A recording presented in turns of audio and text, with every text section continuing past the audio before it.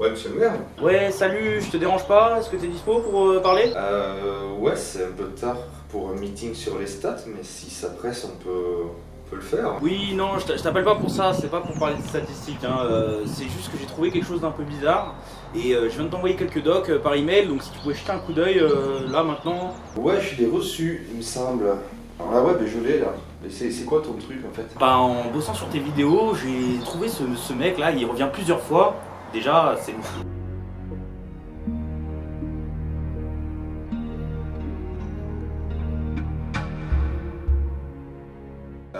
Ouais, je me souviens de lui. Non mais attends, le mec, on le retrouve partout, mais partout. Regarde le second dossier, ton deuxième email, parce que là, c'est chaud. Attends, mais c'est quoi ce mec?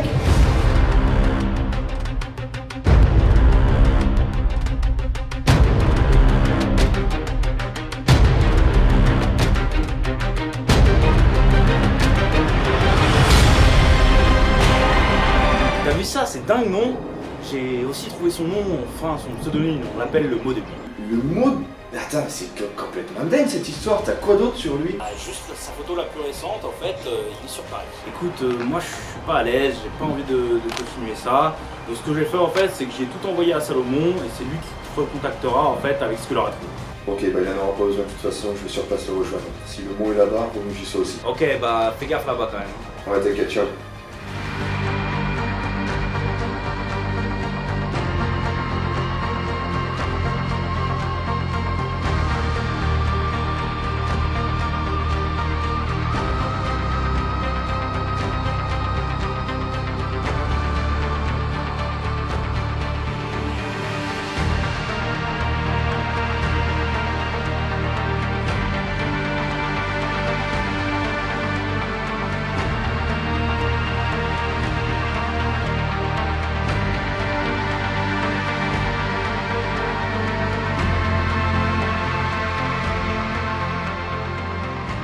Tu dors? Ah, mais c'était pas facile à voir. C'était bien caché, protégé. Ouais. Tu sais ce que tu fais? Je sais pas, on verra bien. Chez toi, je laisserai tomber. Je préviendrai les flics. Pourquoi? C'est très bien, ils vont rien faire les mecs. Qu'est-ce que tu veux que je leur dise? Qu'un mec me suit sur mes vidéos, il apparaît random comme ça? Ouais, je vais le trouver tout seul et puis voilà. T'auras pas cherché longtemps.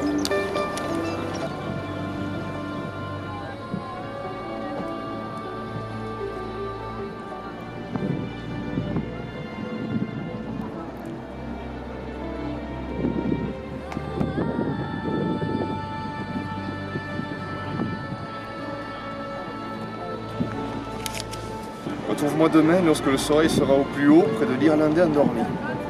Qu'est-ce que ça veut dire? Tu connais beaucoup des Irlandais endormis à Paris?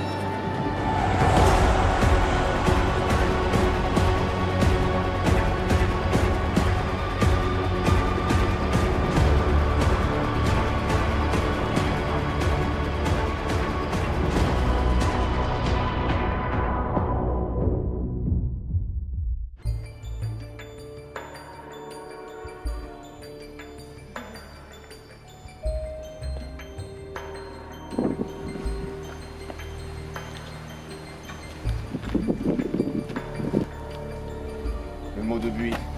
Tu as enfin compris. Mais justement, je comprends pas. Pourquoi tu fais tout ça? Je vais juste aller droit au but. Depuis des années, je me sers des grands de ce monde pour faire passer des messages, des idées. Pour ceux qui me payent assez, ou juste pour moi-même, comme c'est le cas aujourd'hui. Mais avant d'apparaître dans les matchs, j'avais besoin que ton compte ait assez d'abonnés et de vues. Attends, ça tient pas debout ton truc. MH a jamais décollé, je fais même pas 300 vues par vidéo. Bah oui, c'est pour ça que j'interviens maintenant. MH décollera jamais. Puis tout le monde s'en branle de tes vidéos. Non mais attends, déjà je t'emmerde, enculé. Qu'est-ce que... Je veux qu'on parle de ça. Ouais, t'as de la chance, j'aime bien.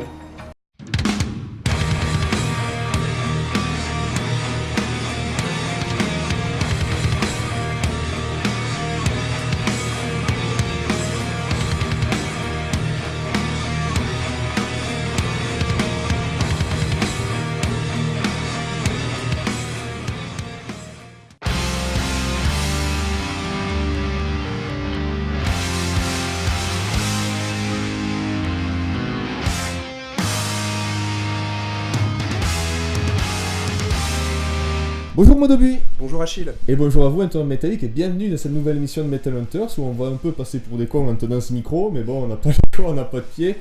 On va donc parler de Retire d'Enslaved, et avant de se lancer dans la chronique de l'album, Maudebuis va nous faire un petit historique. Tout à fait, Achille. Enslaved, groupe norvégien formé en 1991, a sorti un premier split avec Emperor en 1993 et proposait à l'époque un black pagan des plus directs. Le groupe a depuis sorti 13 albums et a fêté l'année dernière les 25 ans de leur riche carrière musicale en célébrant une tournée exceptionnelle à travers l'Europe. On a pu admirer lors de ces concerts toute la variété musicale proposée par le groupe au gré de leur sortie. Si on voulait résumer assez simplement l'approche musicale des Norvégiens, on pourrait dire que pour eux, chaque nouvel album se doit de proposer quelque chose de différent, voire en rupture avec le précédent. Et là-dessus, on peut dire qu'on a été servi. On en vient à Retire, qui est donc leur 12e album, sorti en 2012 chez Nuclear Blast, et qui a plutôt été bien accueilli par la critique, Maudebuis.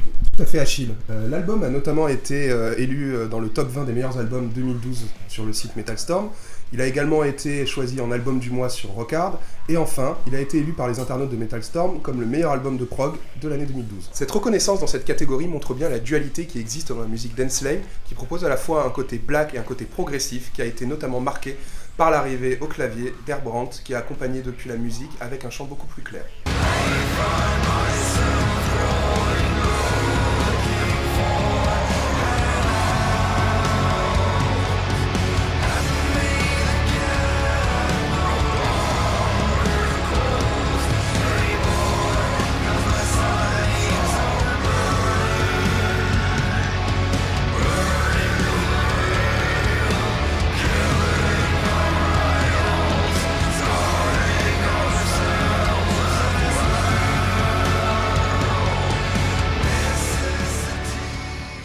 Beaucoup, moi y compris, considèrent Retire comme le meilleur album du groupe, et c'est vrai que sur cet album, les membres du groupe se sont imposés encore moins de limites que sur les précédents opus. Ils ont vraiment fait ce qu'ils avaient envie de faire, et au final ça se passe plutôt bien. En effet, la musique proposée par Enslaved atteint ici son paroxysme en nous offrant des compositions à la fois riches mais aussi très alambiquées. Comme tu l'as dit, au début, on a une fois de plus un parfait équilibre entre le black et la musique progressive, mais pas seulement, Enslaved a aussi d'autres influences comme par exemple le rock ou le rock FM. Entre les chants black et gutturaux proposés par Grutle et la voix beaucoup plus claire et nuancée d'Herbrandt, on a vraiment toute une palette vocale qui nous est offerte sur cet album. Donc, musicalement, on a un peu de tout, on a des passages violents et aériens, des titres plus directs voire très planants, des morceaux très sombres voire très lumineux, même si j'ai l'impression que l'ambiance générale est plutôt obscure voire mélancolique sur Retire. On retrouve également dans Retire des touches de musique très psychédéliques. Maxwell a notamment dit dans l'une de ses vidéos qu'on pouvait avoir affaire à des espèces de vikings sous LSD. Alors comme on est des gros chats, on a préféré parler du concept en voix off, et la première chose qu'il faut savoir, c'est que le groupe a donné très peu d'infos par rapport à cela, préférant laisser les gens chercher et du coup avoir leur propre interprétation. Donc gardez en tête que ce que je vais dire maintenant n'est que notre propre interprétation et que vous pouvez bien sûr avoir la vôtre. Donc je dis concept, mais il n'y a pas vraiment de concept dans Retire, mais plutôt un fil rouge. Grutle déclarait que cet album était un peu l'ABO de l'humanité. Le concept suit en gros les droits et les rites de l'homme et de la femme, bien sûr, attention. Et je pense que le mieux pour aborder ce concept, c'est de regarder la pochette qui a été faite par Truls Espedal. On a là une représentation de l'instinct humain qui recherche le divin. Il y a 3 mains qui sont différentes, ouvertes vers le ciel, chacune représentant une différente culture. Ces cultures n'ont rien à voir les unes avec les autres, mais elles tendent vers le divin de la même manière, car au final elles sont semblables. Elles ont le même instinct, la même essence, le même être, on pourrait dire. Pour reprendre Grutle, elles ont la même façon d'envisager les problèmes de la vie. On pourrait donc dire que ce besoin de toucher le divin est naturel et faire le lien avec la nature par la forme que prennent les mains, celle d'un arbre. On peut facilement penser à Yggdrasil, si cher à Enslaved. Autre lien avec l'arbre et les mains, elles ont les mêmes racines, ça revient sur le fait qu'elles soient semblables. Retour sur le naturel avec ce côté épuré et nu, les êtres tentent d'atteindre le divin simplement sans recours à des outils ou à une quelconque technologie. Pour citer une fois de plus le chanteur d'Enslaved, il trouve que la technologie est malsaine, tout comme les concepts démocratiques. Il faut faire attention avec ça quand même, bébé. Autre point côté nature, la couleur verte, mais notons que cette couleur a une teinte ici assez négative, ce qui la rapproche à l'échec, l'infortune et qu'en plus elle s'assombrit et tend vers le noir. Le noir, c'est bien sûr la mort, la tristesse, le vide, etc. C'est plus sombre vers le bas, les conditions humaines, et plus clair vers le haut, le divin. Ensuite, nous avons ces tatouages très simples, tribal, on en revient une fois de plus à ce côté naturel, qui se complètent lorsque les mains se rejoignent. Non seulement ces cultures sont identiques, mais en plus elles se complètent, et c'est peut-être cette réunion qui permet d'accéder au divin.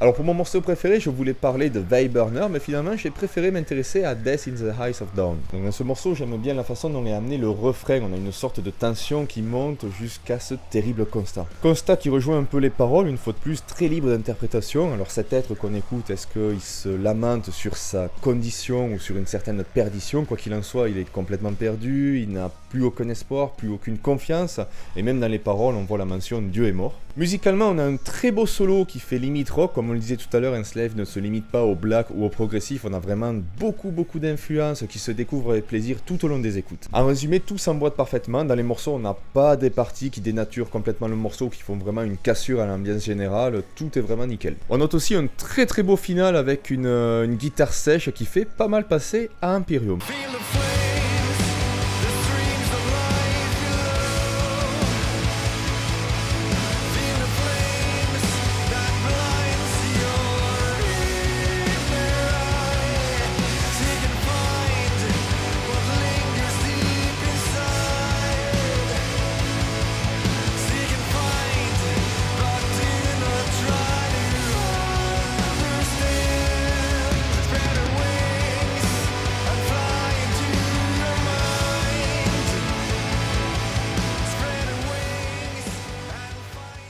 De mon côté, j'ai choisi le morceau Roots of the Mountain.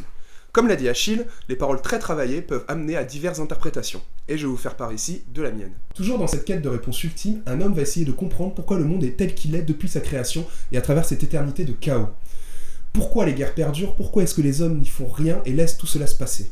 Une voix va alors essayer de lui faire comprendre qu'en réalité, il essaye de résoudre les questions qui le dépassent. Quand la réponse est la plus évidente aux questions que l'on se pose et que la réalité est telle qu'elle est, qu'il faut accepter les faits comme étant au-delà de notre propre logique. La seule manière d'arriver à comprendre cette réalité est de regarder au plus profond de soi, de prendre le recul suffisant, philosophiquement parlant, pour voir sous un autre œil, en regardant au plus profond de soi, ou comme, pour citer les paroles, en trouvant l'aigle dans le ciel. C'est bon les gars? Biceps là, faut que tu fasses gaffe. C'est bien bon, c'est bien. C'est ainsi qu'il adoptera une approche moins blâmante, mais plus réaliste face à ces hommes qui l'attaquent. La vie est un éternel recommencement. La terre recréera ce qui a été détruit par les hommes, car cela fait partie de ses racines. Et les cycles de malheur générés par l'être humain ne sont qu'un cycle à l'échelle du pouls cosmique. Comprendre ce qui arrive passe par le fait d'accepter qu'elles le sont car elles le sont, et d'accepter soi-même cette logique plutôt que d'essayer de l'expliquer. C'est ainsi qu'elle apparaîtra comme une vérité, et que tu pourras alors trouver les racines de la montagne. En résumé, un chacun n'est rien à l'échelle cosmique et ne pourra jamais interrompre le cycle infini de la destruction. On se doit juste d'accepter le monde comme découlant de faits qui nous dépassent, face auxquels la Terre a toujours su remédier, car faisant partie intégrante de ses racines. On arrive alors à ce final épique, quand l'être humain arrive à comprendre qu'en réalité il ne peut pas comprendre. C'est alors qu'on voit que les voix claires et gruntées sont toutes les deux en symbiose sur un passage épique, commençant par une guitare sèche et s'envolant sur une explosion musicale. La Terre donne comme elle reprend, les guerres ne s'arrêteront jamais, la vie continuera quand toi tu mourras.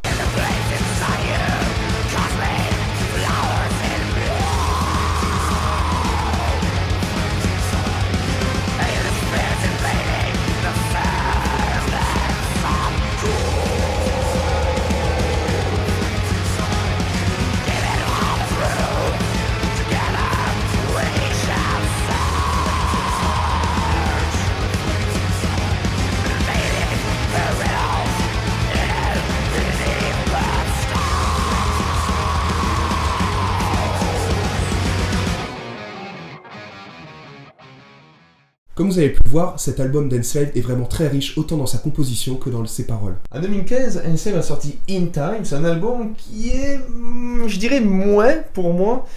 Après, d'un côté, c'était très dur de sortir une tuerie après cet album majestueux qui est Retire.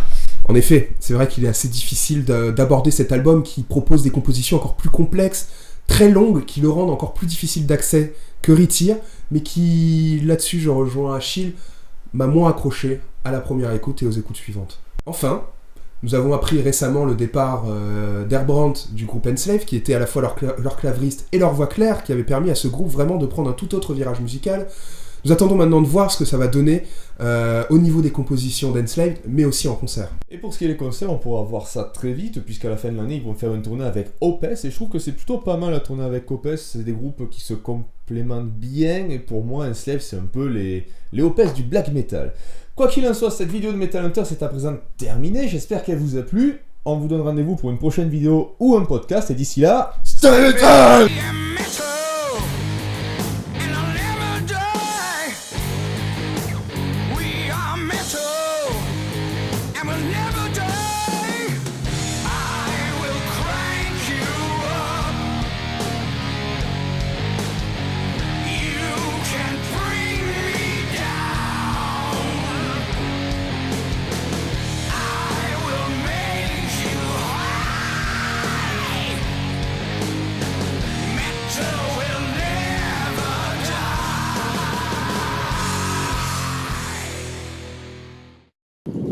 fait, mon Dovi, Ouais. pourquoi c'est moi que tu as choisi pour la chronique d'Enslaved? Enfin, je veux dire, il y a plein de youtubeurs métalleux français qui font plus de vues que moi en plus, donc c'est... Ouais, il y en a, mais en général, ces gens-là, ils s'en foutent, quoi. À vrai dire, il n'y a pas 50 000 connards qui vont aller payer un billet d'avion pour venir à Paris pour faire juste une chronique.